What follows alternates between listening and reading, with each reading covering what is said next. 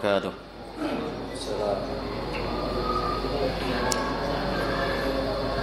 الحمد لله رب العالمين والعاقبة للمتقين ولا عدوان إلا على الظالمين. أشهد أن لا إله إلا الله واحد الحليم وأشهد أن محمدا عبده ورسوله الكريم. اللهم فصل وسلم وبارك على هذا النبي الكريم نبينا محمد صلى الله عليه وسلم وعلى آله وصحبه ومن تبعه إلى يوم الدين. أما بعد فيا عباد الله أوصيكم نفسي وإياي بتقوى الله وطاعته لعلكم تفلحون. قال الله تعالى في كتابه العزيز وهو أصدق القائلين: يا أيها الذين آمنوا اتقوا الله حق تقاته ولا تموتن إلا وأنتم مسلمون. فإن أحسن الحديث كتاب الله وخير الهدي هدي محمد وشر الأمور محدثاتها وكل محدثات بدعة وكل بدعة ضلالة وكل ضلالة في النار.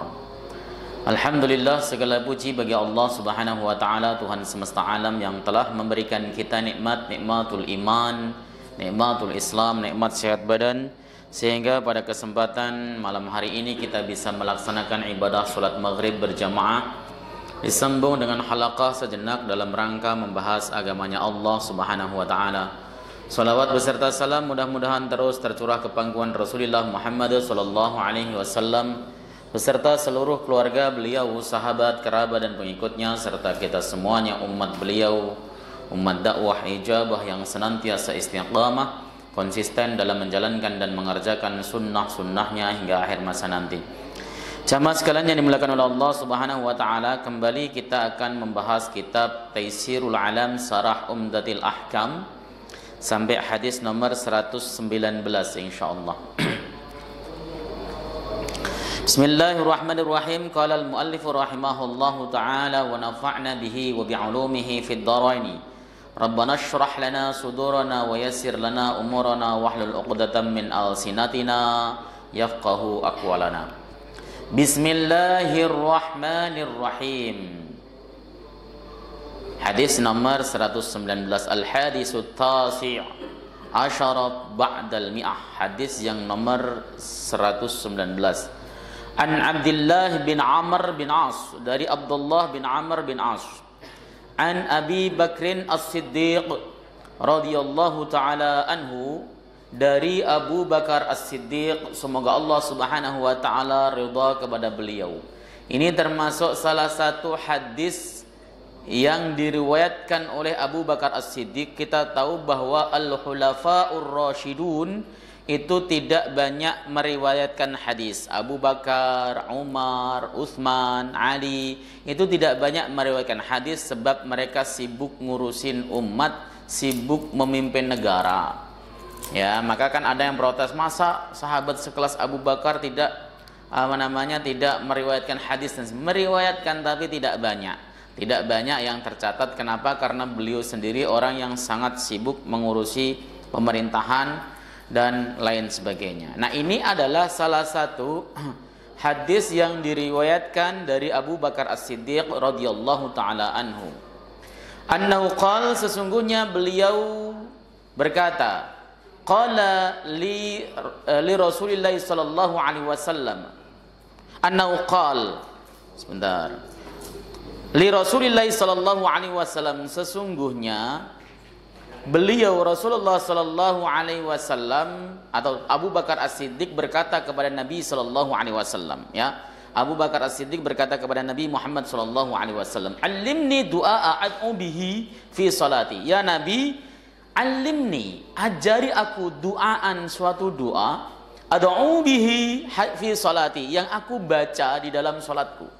Nabi sallallahu alaihi wasallam ditanya atau dimintai oleh Abu Bakar As-Siddiq untuk mengajarkan satu atau beberapa doa yang ingin beliau baca di dalam salatnya. Qala, Rasulullah sallallahu alaihi wasallam menjawab, "Qul, bacalah, Allahumma inni zalamtu nafsi zulman katsira wa la yaghfiru dzunuba illa anta faghfirli maghfiratan min indik warhamni fa innaka antal ghafurur rahim."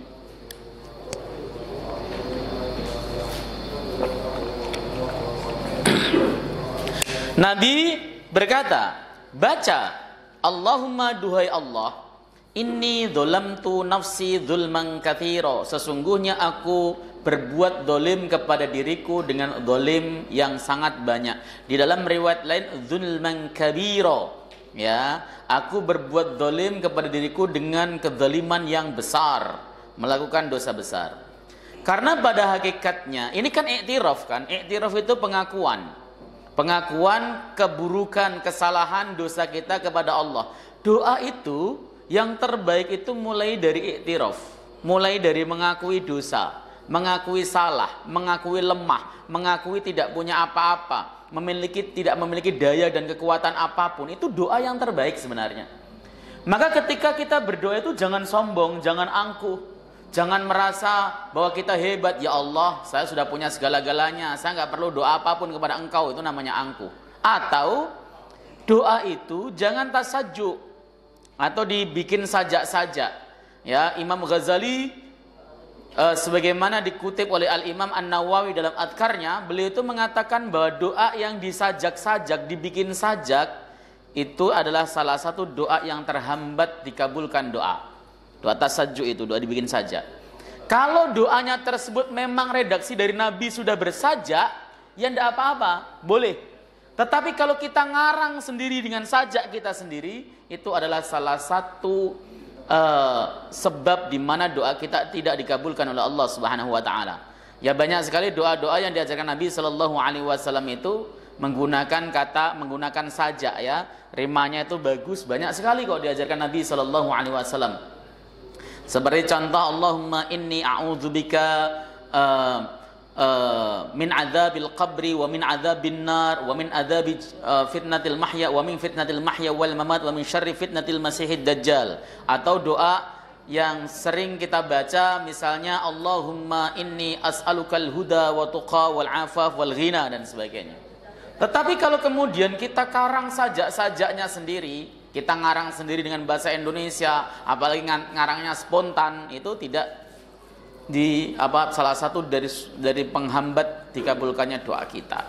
Ya, doa itu jangan juga kita melakukannya dengan angkuh, dengan sombong, dengan merasa hebat, dengan merasa kuat dan sebagainya. Ya Allah, saya alhamdulillah telah Engkau berikan ini itu dan sebagainya. Itu merasa bahwa dirinya itu tidak butuh Allah. Tapi coba ketika kita berdoa itu kita iktiraf. Iktiraf itu mengakui bahwa kita itu dosanya banyak. Ya Allah, sesungguhnya aku itu zalim kepada diriku dengan kezaliman yang banyak. Dosaku itu banyak ya Allah. Ini diajarkan Nabi kepada seorang yang konon imannya paling kuat di dunia, Abu Bakar As-Siddiq. Suruh mengakui kalau dirinya banyak dosa, banyak kezaliman. Nah, apalagi kita. Kita itu kan begini loh Pak. Amaliyah yang kita kerjakan itu tidak ada garansi akan diterima oleh Allah Subhanahu wa taala. Ada nggak yang tadi sholat maghrib langsung dapat garansi dari Allah sholatnya diterima? Tidak ada kan? Tidak ada. Kita sholat ya kita yakin sholat kita sah. Adapun diterima terserah Allah Subhanahu wa taala. Tidak ada satupun indikasi dari Allah, garansi yang mengatakan bahwa sholat kita makbul indallah. Tidak ada. Sementara dosa yang kita kerjakan itu banyak. Dosa yang kita kerjakan mulai dosa mata, dosa mulut, dosa kuping, itu banyak sekali yang kita kerjakan. Maka wajar dong kalau kita iktiraf mengakui banyaknya dosa kita, sementara amal kita nggak ada. Itu doa yang luar biasa. Makanya sering iktiraf, sering ngaku dosa di hadapan Allah. Ya Allah, hambamu lemah, hambamu banyak dosanya, hambamu dhaif, hambamu itu butuh kepada Engkau ya Allah Subhanahu wa taala. Seperti itu. Ya, seperti ini yang dibacakan oleh Rasulullah, diajarkan Rasulullah kepada Abu Bakar, inni dzalamtu nafsi dzulman katsira. Ya Allah, aku itu zalim kepada diriku sendiri. Kenapa kok bukan zalim kepada Engkau ya Allah? Sebab pada hakikatnya semua kedzaliman yang dilakukan manusia itu adalah zalim kepada diri mereka sendiri. Kalau kita berbuat dosa itu tidak menzalimi Allah. Enggak. Wa ma dzalamuna walakin kanu anfusahum yadzlimun. Mereka tidak menzalimi aku, kata Allah, tapi mereka menzalimi diri mereka sendiri. Kenapa demikian? Kalau kita nggak sholat, itu akhirnya kemudian kita disiksa oleh Allah. Yang rugi diri kita sendiri, bukan Allah Subhanahu wa taala.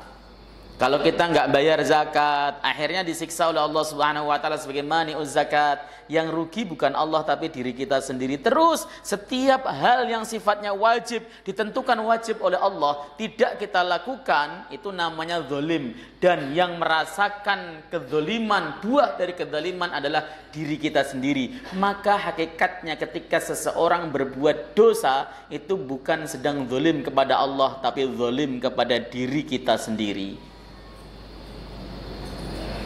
Ngaji itu fardu ain loh Pak. Ngaji itu fardu ain. Ngaji menuntut ilmu yang sifatnya fardu ain, hukumnya fardu ain. Ya, misalnya ngaji fikih tentang ibadah ya, ibadah-ibadah yang wajib seperti sholat, zakat, saum, haji, itu hukumnya wajib fardu ain.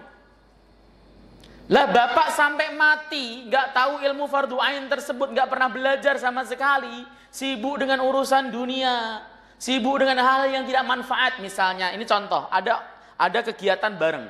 Yang satu di masjid ini ada pembelajaran fikih, tata cara ibadah yang benar sesuai Nabi SAW. Yang satu pelajaran bahasa Arab. Mana yang didahulukan? Yang belajar fikih. Kalau Anda belajar bahasa Arab dulu lalu kemudian tidak belajar fikih, mati Anda dianggap sebagai tarkul wajib.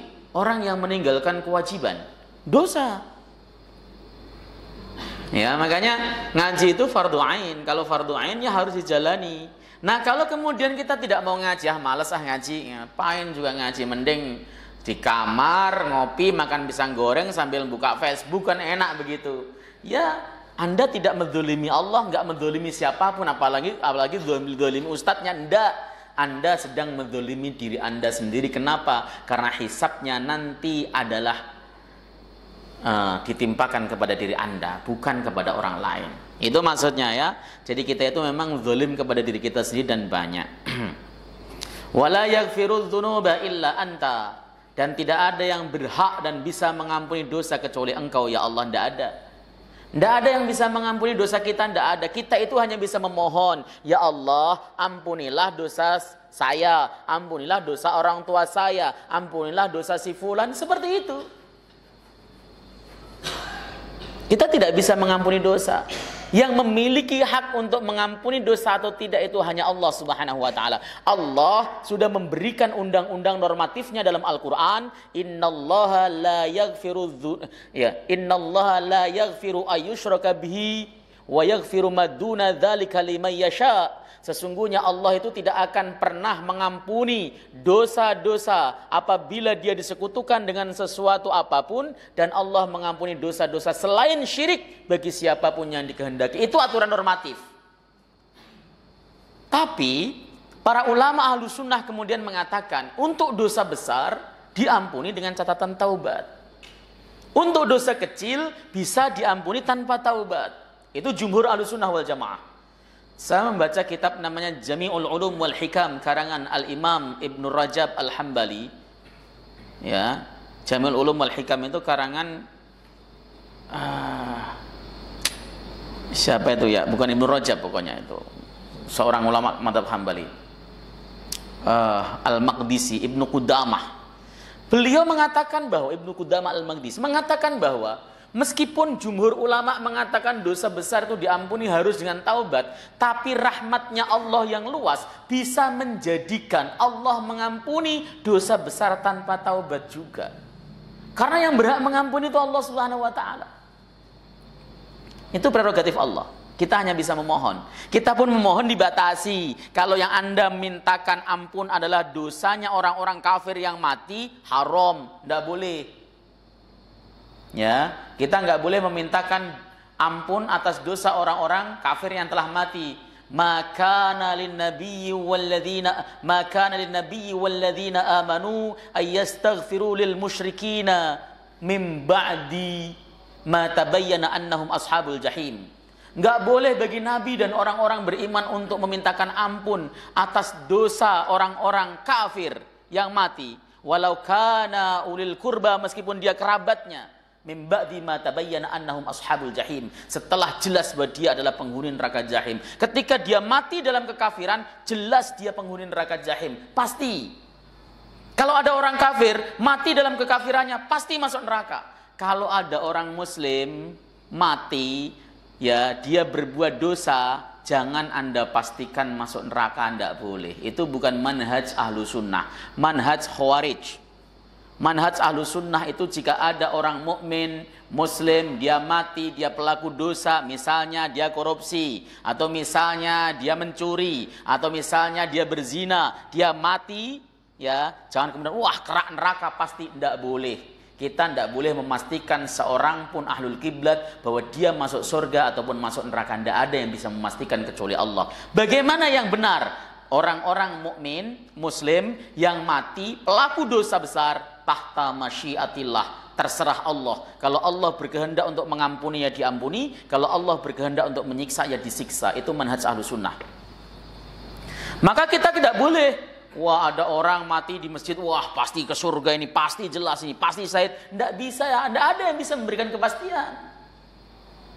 Mati kena bom, jeglur, wah pasti masuk surga ini, pasti syahid. Belum tentu. Insya Allah syahid boleh. Mudah-mudahan syahid boleh. Tapi kalau pasti tidak perlu, tidak bisa. Kenapa? Karena ini bukan manhaj ahlu sunnah wal jamaah. Pada saat selesai perang Hunain, Nabi SAW itu melihat pasukannya yang wafat. Ketika lewat satu orang, sahabat mengatakan, "Fulan syahid ya Rasul," Nabi diam. Ketika ketemu orang lain yang wafat, "Fulan juga syahid ya Rasul," Nabi diam. Ketika yang ketiga, para sahabat mengatakan, "Fulan syahid ya Rasul," Nabi mengatakan, "Kalla, enggak, dia tidak syahid. Laqad ra'aituhu fi nari jahannama." Aku melihat dia di neraka Jahannam. Kenapa? Ya karena motivasi perangnya beda. Terus siapa yang tahu si Asia syahid atau tidak? Ya hanya Allah Subhanahu wa taala. Rasulullah tahu karena dibukakan oleh Allah Subhanahu wa taala. Itu yang harus hati-hati kita. Jangan pernah memvonis orang muslim mukmin yang pendosa mati langsung pasti masuk neraka. Belum tentu. Yang bisa dipastikan adalah mereka orang-orang yang kafir mati, dia belum sempat bersyahadat, ya enggak, bahkan pembenci Islam mati masuk neraka. Itu dalam perspektif Ahlussunnah wal Jamaah.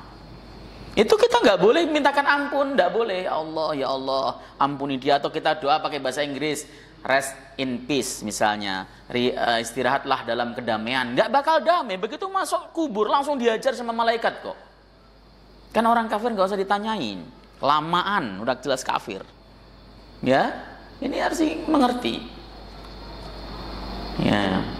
Dan kita juga Pak tidak diperkenankan mendoakan supaya Allah mengampuni seluruh dosa saudara kita. Ya Allah ampunilah seluruh dosanya si fulan. Tidak boleh. Ya, tidak boleh. Ya Allah ampunilah dosa-dosa si fulan. Boleh. Tapi kalau seluruhnya tidak boleh.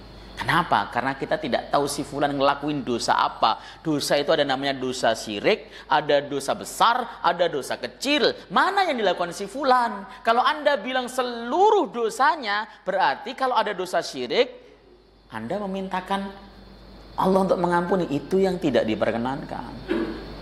Supaya kita paham di situ ya. Jadi tidak ada yang bisa mengampuni dosa kecuali Allah Subhanahu wa taala, kecuali Engkau ya Allah. Faghfir li maghfiratan min indik, ampunilah hamba. Ya, berikan ampunan dari sisimu. Ampunilah hamba dengan memberikan ampunan dari sisimu. Warhamni innaka antal ghafurur rahim, dan sayangilah aku sesungguhnya Engkau adalah zat yang Maha Pengampun lagi Maha Penyayang.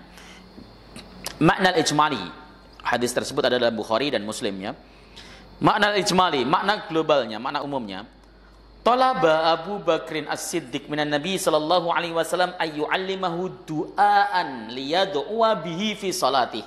Abu Bakar minta kepada Nabi agar Nabi mengajarkan kepada Abu Bakar satu doa yang beliau ingin baca di dalam salatnya. Fi salatih, di dalam salatnya. Ada dua tempat mustajab yang kita dianjurkan berdoa di sana dalam salat kita. Yang pertama pada saat sujud, yang kedua adalah pada saat akhir menjelang salam. Setelah tasyahud, kemudian membaca sholawat, lalu kemudian kita dianjurkan untuk membaca doa dari yang maksur dari Nabi Sallallahu Alaihi Wasallam. Itu tempat namanya diistijabnya doa, dikabulkannya doa. Pada saat sujud kita sholat sendirian, perbanyak doa. kepada Allah Subhanahu wa taala, karena aqrabu ma yakunul abdu mir rabbih fa huwa sajidun fa'kthiru minallahi du'a. Keadaan paling dekat seorang hamba dengan Allah adalah pada saat dia sujud. Saat sujud itu kita dekat kepada Allah, perbanyak doa, perbanyak meminta. Nah, seperti itu caranya. Nah, Abu Bakar pengen diajarkan doa, ya, supaya beliau bisa baca di dalam sholatnya. Inilah hebatnya para sahabat. Kan kita itu kalau berdoa, ini mohon maaf kita ya, kita secara keseluruhan itu biasanya tidak pernah dan tidak mau menggunakan doa-doa yang ada dalam Al-Quran dan hadis. Kita itu pengen doa dengan yang kita susun sendiri. Kenapa? Karena kayaknya di dalam Quran dan hadis tidak merepresentasikan permintaan kita, kebutuhan kita. Doa dalam Al-Quran dan hadis itu doa-doa umum, doa-doa yang sifatnya umum, ya, dan mintanya juga umum, seperti keselamatan dunia akhirat. Tidak spesifik kebahagiaan dunia akhirat. Itu yang diminta dalam Al-Quran maupun dalam hadis. Minta supaya diberikan ketakwaan, diberikan oleh Allah Subhanahu wa taala badan sehat, minta diberikan oleh Allah Subhanahu wa taala kekayaan. Itu umum doanya. Allahumma inni as'alukal huda wa tuqa wal afaf wal ghina. Itu kan doanya yang rutin dibaca Nabi juga. Ya Allah, hamba mohon kepada Engkau, ya, petunjuk, ya, ketakwaan, kesehatan dan kekayaan. Itu umum, tidak spesifik seperti kita kalau doa, ya Allah berikanlah hamba mobil Innova, ya Allah, Innova yang keluaran terbaru, ya Allah, lama dikit nggak mau, ya, itu kan namanya kita minta spesifik sekali sama Allah Subhanahu wa taala. Mantu saja kalau pakai disebut nama dan binnya, ya Allah jadikanlah si Salim bin Husain ini sebagai mantu saya, ya Allah. Saya kok cocok banget. Itu kan namanya spesifik. Kita kalau berdoa menggunakan redaksi Quran dan hadis itu redaksinya umum semuanya, mintanya umum semuanya. Rabbana zalamna anfusana wa illam taghfir lana wa tarhamna lanakunanna minal khasirin, itu umum. Kemudian kita baca Rabbana atina fid dunya hasanah, itu juga umum. Doa-doa yang dipanjatkan itu umum, rata-rata kurang puas. Padahal doa terbaik itu ya yang ada di dalam Al-Quran, itu doa terbaik, Pak. Redaksi doa paling bagus itu adalah yang ada dalam Al-Quran. Maka ketika kita berdoa, gunakan dulu redaksi doa yang ada dalam Al-Quran. Kemudian dalam hadis Nabi. Kemudian setelah itu dari ulama, setelah terakhir adalah kita ngarang sendiri kalau bisa ngarang. Ya. Karena ta'yinu doa, menspesifikan di dalam doa itu kan menurut Syekh Nawawi Al-Bantani dalam kitab Marrah Labid itu hukumnya makruh, ya. Karena sama dengan memaksa Allah, ya. Kayak tadi ada orang minta mobil kok pakai disebutkan mereknya, itu kan maksain Allah Subhanahu wa taala. Siapa tahu Allah mau ngasih yang lebih, malah disebutin mereknya, ya, dibatasi.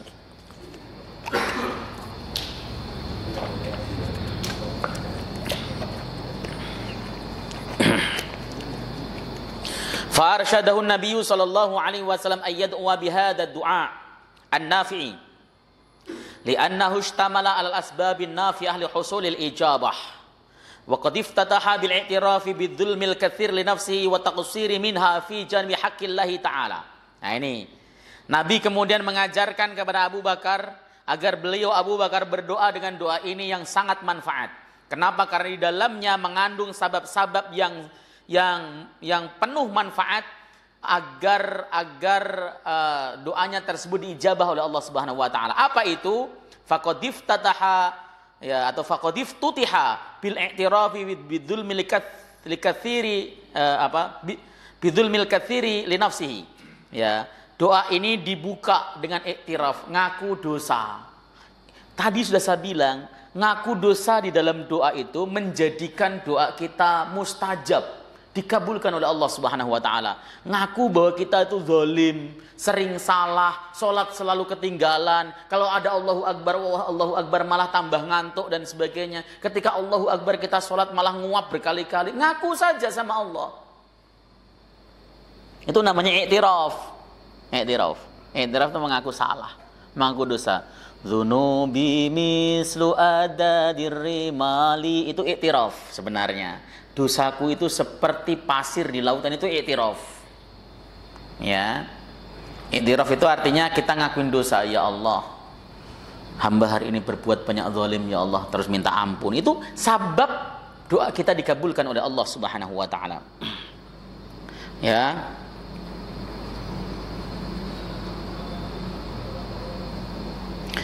Kemudian summa ifradullahi ta'ala bi isda'il maghfirati was sitri wal ihsan wa hadha yatadammanu sidqal iltija wa hararatat talab. Jadi kemudian di dalam doa ini itu dipanjatkan atau diikrarkan sesungguhnya hanya Allah Subhanahu wa taala yang bisa memberikan ampunan, bisa menutupi dosa-dosa kita dan bisa memberikan berbagai macam kebaikan kepada kita.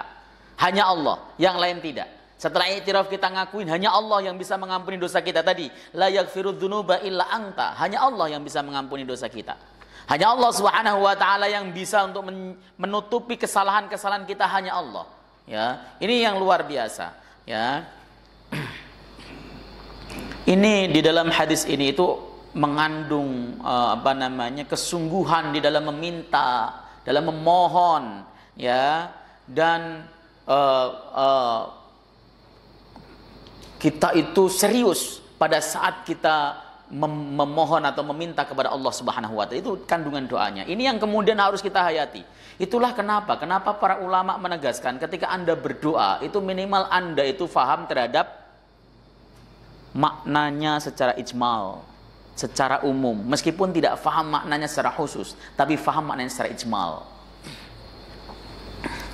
Itu doa yang dibacakan oleh Abu Bakar, ini terkenal sekali ya. Kita itu rata-rata ketika berdoa ya Allahumma inni a'udzubika saja, padahal ada doa lain tadi itu. Allahumma inni dzalamtu nafsi dzulman katsira wa la yaghfiru dzunuba illa anta faghfirli maghfiratan min indik warhamni fa innaka antal ghafurur rahim. Itu boleh kita baca dua-duanya boleh kalau imamnya belum salam. Imam sudah salam pun boleh. Ya, kita misalnya imam sudah assalamualaikum warahmatullahi wabarakatuh. Kita pengen menambahi doa boleh enggak? Boleh. Ya, itu di dalam kitab Fiqhul Islami wa Adillatuhu, itu makmum itu dikasih opsi boleh untuk memanjangkan doanya. Imam sudah salam 2 kali, kita belum salam masih membaca doa, itu boleh. Ya. Seperti yang doa-doa maksur ya dari Nabi itu setahu saya minimal ada 3. Tadi Allahumma inni a'udzubika min adzabi jahannam itu yang pertama, yang kedua Allahumma inni dzalamtu nafsi dzulman katsira yang kedua, yang ketiga adalah Allahumma a'inni ala dzikrika wa syukrika wa husni ibadatik. Boleh dibaca semuanya pada saat kita menjelang salam tersebut meskipun imam sudah dalam posisi selesai atau salam. Ma yu'khad minal hadis. Apa sih yang bisa diambil pelajaran, apa yang bisa diambil dari hadis ini? Yang pertama istihbabu hadzal du'a fi shalah. Sunnahnya membaca doa ini di dalam salat. Ya, baca dalam salat. Ya. Dan doa di dalam sholat itu jika dibaca di waktu yang khusus dikhususkan Nabi Shallallahu Alaihi Wasallam itu akrab ilal ijabah, dekat kepada ijabah, lebih cepat diijabah oleh Allah Subhanahu Wa Taala. Ya.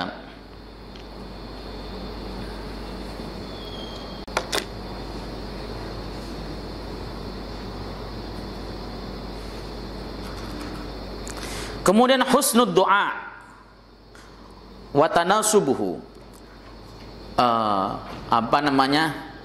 doa yang baik, yang pantas. Imam Sun'ani mengatakan bahwa seseorang ketika berdoa itu mestinya ada tartibnya, urutannya di dalam doa. Misalnya contoh, mulai dengan dengan nida'ur rabbi, memanggil Allah Subhanahu wa taala. Allahumma itu memanggil Allah, artinya Allahumma itu ya Allah, itu artinya begitu. Itu namanya nida'ur rabbi. Atau pakai rabbi firli, ya Tuhan, itu namanya nida'ur rabbi. Mulai dengan itu. Kata Sanani. Ulama lain mengatakan bahwa doa itu dimulai dengan membaca alhamdulillah. Alhamdulillahirabbil alamin. Kemudian sana itu artinya memuji Allah Subhanahu wa taala. Memuji dengan apa? Dengan asmaul husnanya. Kita tahu bahwa Allah Subhanahu wa taala memiliki asmaul husna. Walillahi asmaul husna fad'uuhu biha. Allah memiliki asmaul husna, berdoalah dengannya. Untuk apa? Kita puji Allah dengan namanya yang indah. Lalu membaca salawat kepada Nabi sallallahu alaihi wasallam. Setelah membaca salawat kepada Nabi baru kemudian kita membaca dengan doa-doa Quran. Seperti itu tartibnya. Di dalam kitab ini juga ada tertibnya. Misalnya, ya mulai dengan membaca nida, membaca manggil Allah Subhanahu wa taala. Minta pertolongan kepadanya lalu ngaku dosa-dosa. Ya.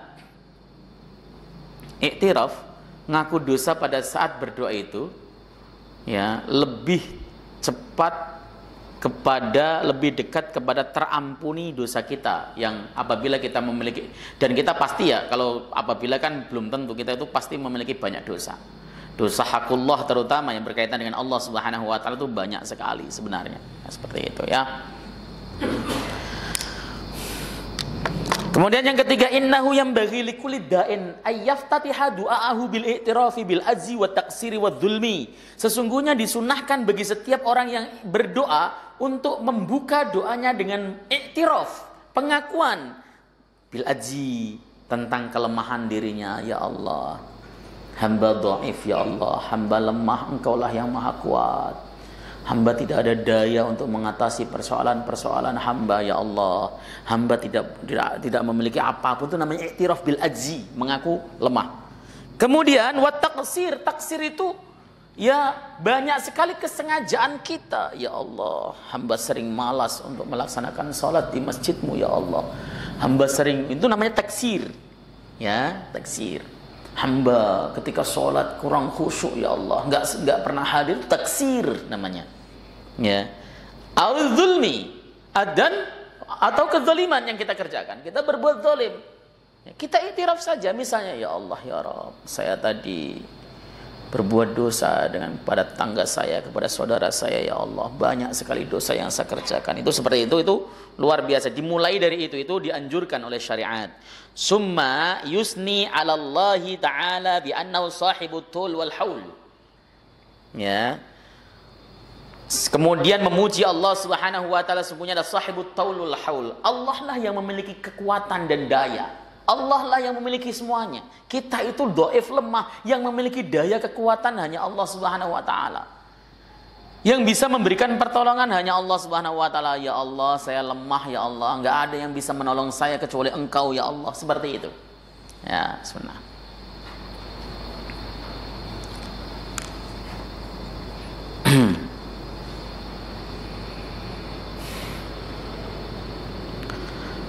Summa yuqaddimu hajatah, kemudian mulai menghaturkan hajatnya. Apa hajatnya? Apa kebutuhan kita? Ya, summa yahtimu du'aahu bi syai'in munasib li du'aihi min asma'illahi ta'ala al-husna wa sifatihi al-ula. Ya. Kemudian ditutup doanya dengan sesuatu yang cocok dengan doanya dari Asmaul Husna. Misalnya tutup dengan apa? Kalau minta rezeki ya Razak misalnya, minta ilmu ya Alim dan sebagainya ya. Dan sifat-sifat Allah Subhanahu wa taala yang tinggi. Ya. Seperti itu sunnahnya. Yang nomor 4 adalah fiqhus Siddiq radhiyallahu taala anhu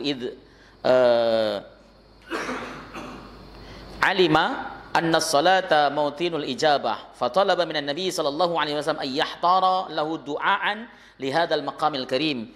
Pemahaman Abu Bakar As-Siddiq atau kefakihan, kepakaran Abu Bakar As-Siddiq, karena beliau mengetahui, ketika beliau mengetahui sesungguhnya sholat itu merupakan tempat dikabulkannya doa. Ya, pada saat kita doa di dalam sholat itu mustajab, diijabah oleh Allah Subhanahu wa taala. Maka Abu Bakar minta kepada Nabi agar Nabi memilihkan satu doa yang akan beliau pakai di dalam sholat, di tempat yang sangat mulia tersebut, yaitu di dalam sholatnya. Itu yang disebutkan di dalam kitab ini.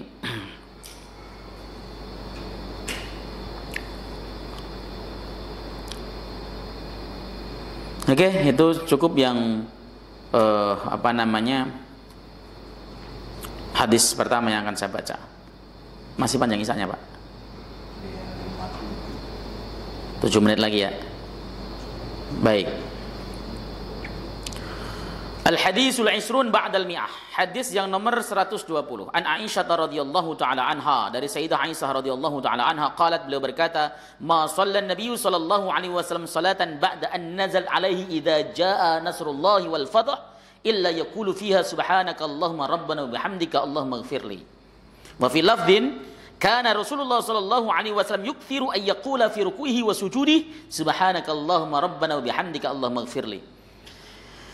Nabi itu tidaklah melakukan satu salat setelah turunnya surat An-Nasr, idza jaa nasrullahi wal fath, kecuali beliau membaca subhanakallahumma rabbana wa bihamdika allahumma ighfirli. Nabi membaca doa ini di dalam sujud dan rukuknya itu setelah turun surat An-Nasr. Sebelumnya yang dibaca subhana rabbiyal a'la dan subhana rabbiyal azim. Ketika turun misalnya fasabbih bismi rabbikal azim, lalu Nabi baca subhana rabbiyal azim dalam ruku'.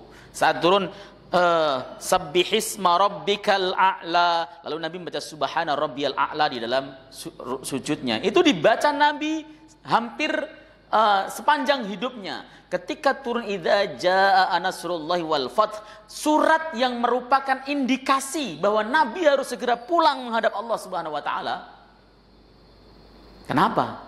Karena sudah selesai kemenangan Islam, orang gilang gemilang masuk ke dalam agama Islam tanpa paksaan suka masuk dalam Islam, berarti tugas kenabian Nabi selesai. Ketika tugas kenabian Nabi selesai, pasti Nabi akan dijemput pulang menghadap Allah Subhanahu wa taala. Saat turun ayat ini, Nabi selalu membaca subhanakallahumma rabbana wa bihamdika allahumma ighfirli di dalam rukuk dan sujudnya. Faham ini? Redaksi lainnya, dalam redaksi lain, ini Sahih Muslim. Ini yang kemarin saya bahas di mana ya? Nabi itu kana Rasulullah yuksiru ayyaqula fi ruku'ihi wa sujudi. Nabi memperbanyak di dalam rukuk dan sujudnya subhanakallahumma rabbana wa bihamdika allahumma ighfirli. Jadi kalau kita pengen meniru Nabi dengan membaca doa ini, itu bacanya banyak. Yuksir, kalau bilang cukup satu, ya cukup, boleh. Tetapi kalau kemudian mau niru Nabi, yuksir, kasaro atau aksaro yang disebut memperbanyak, itu harus 3 ke atas. Karena jamak itu 3 minimal. Makanya kalau kita membaca subhana rabbiyal a'la, kenapa 3? Karena adnal kamal. Jamak yang paling minimal ya 3, tidak ada yang lebih. Saya sering guyonan begini Pak. Ini guyonan saya, jangan dianggap. Berarti kalau begitu Nabi dikala muda, sehat, bacanya subhana rabbiyal a'la. Nabi menjelang wafat baca subhanakallahumma rabbana wa bihamdika allahumma ighfirli. Jadi kalau yang anak-anak muda masih sehat bacanya subhana rabbiyal a'la. Kalau bapak-bapak udah siap-siap berpulang bacanya subhanakallahumma rabbana wa bihamdika allahumma ighfirli. Yang sudah tua-tua begitu kan. Tapi kalau di dalam fikih boleh dipakai dua-duanya karena ini memang bacaan Nabi gitu loh maksudnya. Boleh dipakai dua-duanya. Subhana rabbiyal a'la boleh, subhanakallahumma rabbana wa bihamdika allahumma ighfirli boleh. Tapi kalau kita lihat dari asbabul wurudnya, bacaan Nabi ini muncul. Kalau saya baca dalam Sahih Muslim lainnya, riwayat lainnya, itu Nabi membaca doa ini hatta mata sehingga beliau wafat. Atau setelah turun idza jaa nasrullah wal fath, beliau membaca surat ini terus doa ini terus menerus dalam rukuk dan sujudnya sampai beliau wafat. Sampai beliau wafat. Sehingga umur beliau itu isinya adalah membaca tasbih kepada Allah, membaca tahmid dan minta ampun. Jadi itu yang kemudian dipegang Nabi sallallahu alaihi wasallam sampai wafatnya. Ini kita membicarakan tentang masalah doa pada saat sujud dan rukuk yang doa ya, ini doa. Kontennya doa. Kalau baca subhana rabbiyal a'la itu bukan doa, itu tasbih. Tasbih. Enggak ada doanya di situ. Subhana rabbiyal a'la itu tasbih. Tapi ketika kita baca ini subhanakallahumma rabbana wa bihamdika allahumma ighfirli, itu ada konten doanya. Mana doanya? Allahumma ighfirli itu doa. Ya Allah ampunilah aku. Sementara tadi dikatakan dalam hadis Sahih Muslim, aqrabu ma yakunul abdu mir rabbi fa huwa sajidun fa akthiru minallahi du'a. Kondisi paling kita dekat kepada Allah adalah pada saat kita sujud, perbanyaklah kemudian doa kepada Allah. Ya, jadi membaca subhanakallahumma rabbana wa bihamdika allahumma ighfirli itu sama dengan membaca doa di dalam sujud. Kalau antum mau baca subhana rabbiyal a'la, silahkan baca, tapi sisipkan doa di sana. Tapi imam tidak boleh ya. Imam tidak boleh. Imam itu cukup subhana rabbiyal a'la saja, tidak usah panjang-panjang untuk sholat berjamaah. Ya, kecuali sholat sendiri boleh ya, baca yang panjang. Kalau imam itu memang begitulah. Ketika imam bacanya santai, subhana rabbiyal a'la, subhana rabbiyal a'la. Antum sudah 3 kali selesai, imam masih diam gitu kan, antum boleh berdoa di situ. Baca doa apa saja. Rabbana atina fid dunya hasanah wa fil akhirati hasanah wa qina adzabannar. Silahkan. Saya beberapa kali ya lihat syekh dari Madinah itu ketika beliau sujud ya dia samping doa itu selalu Rabbana atina fid dunya hasanah, sebab doa ini sapu jagat betul. Kalau ini dikabulkan udah kita nggak butuh apa-apa. Wong fid dunya hasanah wa fil akhirati hasanah wa qina adzabannar, kita mau apa lagi sih? Makanya orang Indonesia menyebutnya doa sapu jagat. Yang namain orang Indonesia, orang Arab sana nggak ada tuh doa sapu jagat, namanya itu nggak ada. Ya, orang Indonesia kasih nama yang keren, doa sapu jagat. Jagat disapu. Ya, ini surat An-Nasr. Kemudian makna ijmalnya adalah fakana nuzuluhu muadzinan biwafatih. Turunnya surat An-Nasr merupakan berita tentang wafatnya Nabi sallallahu alaihi wasallam, tentang kematian Nabi sallallahu alaihi wasallam. Walihada dzakarat Aisyah radhiyallahu taala annaha hainama nazalat ala Nabi sallallahu alaihi wasallam akhadha yata'awwaluha bil amal. Ya. Oleh sebab itulah Sayyidah Aisyah ketika beliau menuturkan ketika ayat ini turun kepada Nabi sallallahu alaihi wasallam, Nabi kemudian mentakwilkannya atau mentafsirkannya dengan amaliyah, ya, dengan amaliyah. Fa inna Allah subhanahu wa ta'ala dzakara fiha annahu idza hasala fathu Makkah wa sarat biladan islamiyatan wa 'arrafa an-nasu dinallahi wa sara'iahu wa aqbalu 'alaihi raghibina fihi ghaira mukrahin fa innaka ayyuhar rasul takunu qad balagta risalata. Jadi gini, sesungguhnya Allah itu menuturkan di sana apabila telah hasil penaklukan kota Makkah dan Makkah sudah menjadi negara Islam dan orang-orang sudah tahu mengenal tentang agama Allah dan syariatnya dan orang juga mau masuk Islam dengan senang tanpa ada paksaan, maka sesungguhnya kau ya Rasul telah menyampaikan atau telah sampai risalahmu, sampai. Wa adaital amanata, dan kamu telah menunaikan amanahmu. Wa nafatta ma amarakallahu bihi, dan kamu telah lulus dalam menyampaikan perintah, melakukan perintah Allah Subhanahu wa taala. Ya. Falam yabqa illa an tuhdama hadhil ibadah al-jalilah bil istighfar wat tasbih wal istidad li liqa'illahi taala. Maka Nabi hanya terus-menerus memungkasi umurnya tersebut dengan memperbanyak ibadah, dengan istighfar, dengan tasbih, dengan mempersiapkan diri untuk bertemu dengan Allah Subhanahu wa taala. Itu dibaca. Fakana Rasulullah sallallahu alaihi wasallam yuksiru hadhi du'a fi sujud wa ruku'ihi. Nabi itu memperbanyak bacaan doa ini dalam sujud dan rukuknya. Fayaqul, Nabi membaca subhanakallahumma rabbana wa bihamdika allahumma ighfirli. Itu yang dibaca Nabi sallallahu alaihi wasallam di dalam sujud dan rukuknya di akhir hayat beliau, ya begitu kan. Dan itu tidak menggantikan, ya, tidak artinya kemudian membaca subhana rabbiyal a'la itu tidak sunnah, tetap sunnah dan tetap disyariatkan. Saya rasa begitu. Ada muskil yang ditanyakan, monggo silakan Pak. Kalau dalam dua tempat yang mustajab di dalam sholat kita berdoa, itu kan kita boleh nggak memakai doa dengan bahasa Indonesia?